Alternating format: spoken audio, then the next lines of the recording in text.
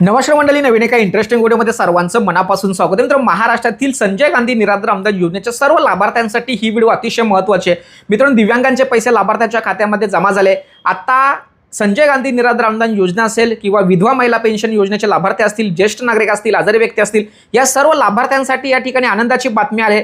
DBT पोर्टलवरती एक महत्त्वाची नोटिफिकेशन या ठिकाणी जाहीर करण्यात आलेली आहे आणि ह्या नोटिफिकेशनमध्ये आता तुमची जी आरएफटी आहे ही जनरेट केली जाणार आहे आणि तुमचे पैसे हे तुमच्या खात्यामध्ये लवकरच वाटप केले जाणार आहेत। त्या नोटीसमध्ये नेमकं काय म्हटलंय हे आपण या ठिकाणी समजून घेऊया।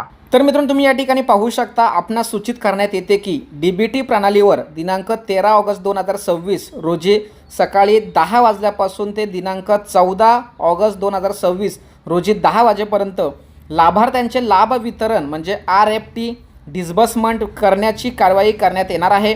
सदर कालावधीमध्ये महाडीबीटी 2.0 पोर्टल तात्पुरते उपलब्ध राहणार नाही।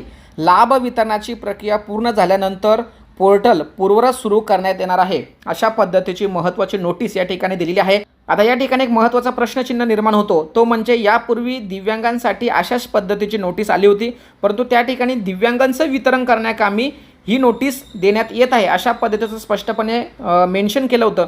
परंतु या ठिकाणी मात्र संजय गांधी निराधार अनुदान योजनेच्या संदर्भात या ठिकाणी उल्लेख नाही आहे, पण मी संबंधित विभागाशी फोनद्वारे चर्चा किंवा त्यांना विचारणा केली असता निराधार लाभार्थ्यांसंदर्भातच ही या ठिकाणी नोटीस आहे अशा पद्धतीची माहिती या ठिकाणी आलेली आहे।